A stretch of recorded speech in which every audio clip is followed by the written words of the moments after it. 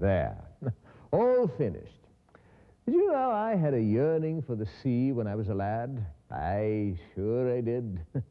How I dreamed of the salt air and sailing to London and Glasgow, Liverpool and Dublin, as every boy does, growing up in Boston. But my father, well, he thought I would be better off apprenticed to my brother James in the printing trade. Well, I suppose he was right at that.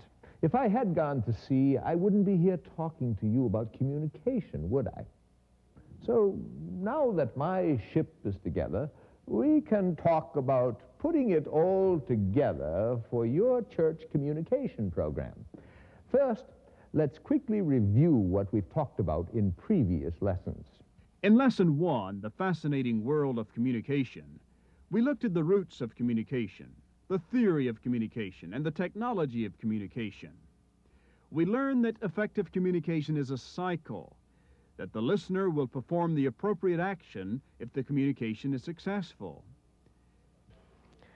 If communication is really something shared, then it is a two-way street. The sender must receive a response from a receiver. It's easy to talk, to give someone a piece of your mind. It's another thing to sit back and listen, and true communication involves both.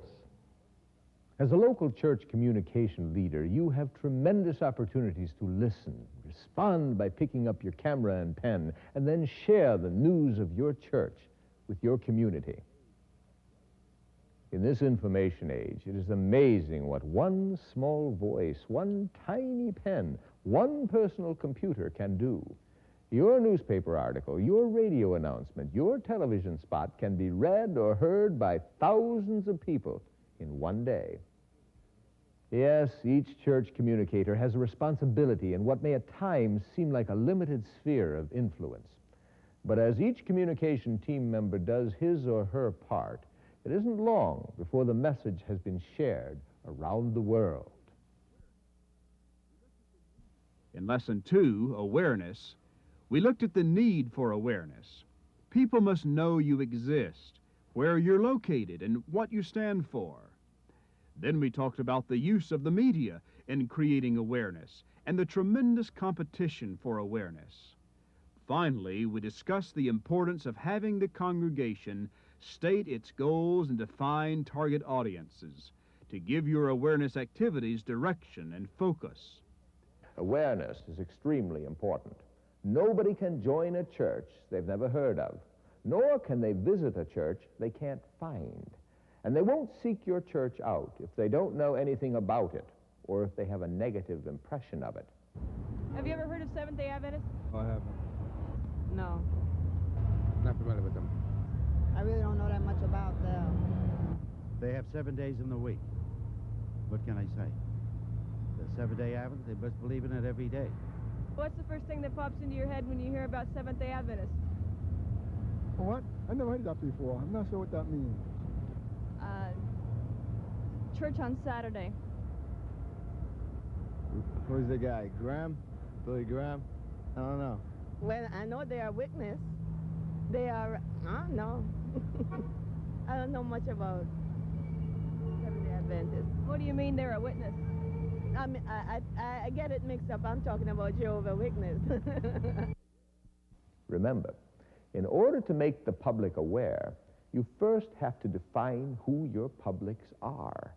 Decide who is most likely to be favorable to what you have to say or what you are trying to do, and then find out the best way to reach those people. Put your money and energy where it will do the most good. And don't give up too easily. There's a lot of competition for people's attention, and the only way they will remember you is if you regularly get your name before them over and over again, over a long period of time. News writing was the topic of Lesson 3. We got a bird's eye view of the news industry and talked about what qualifies a story as news. Then we talked about the structure of news and how to relate to editors so your stories can be published.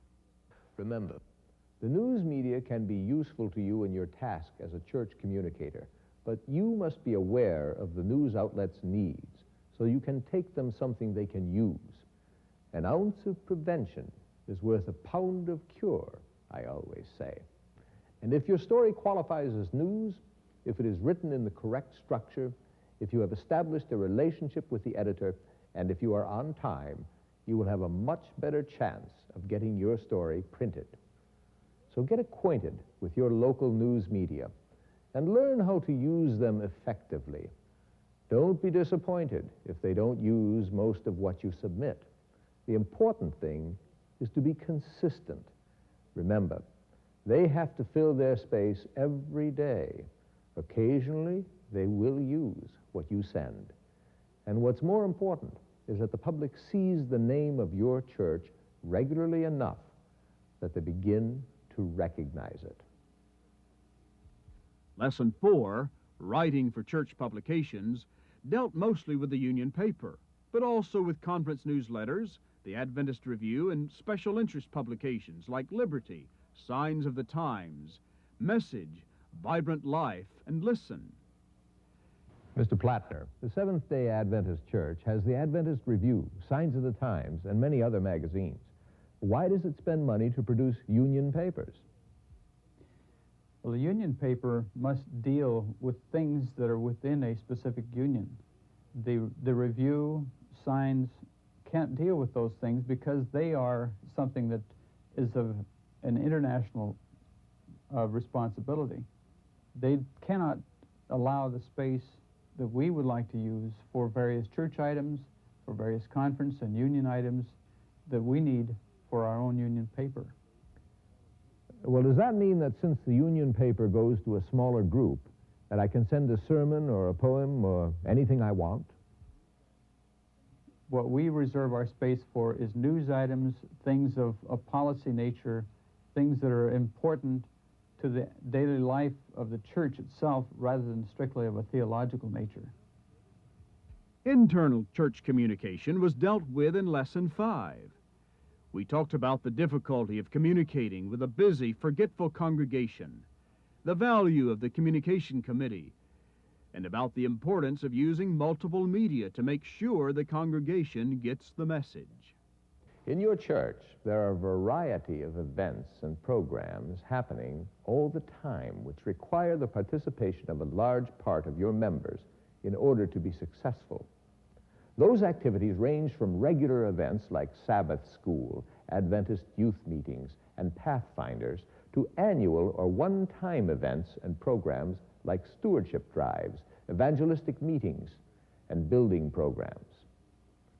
Part of the responsibility of the communication leader is to assist the pastor and church board by publicizing these events and programs so the congregation takes the appropriate action and the church reaches its collective goals. This is no small task, since your entire congregation is never all together in the same place at the same time. Most of the members of your church lead busy lives and tend to be a little forgetful. Telling them something once is not enough.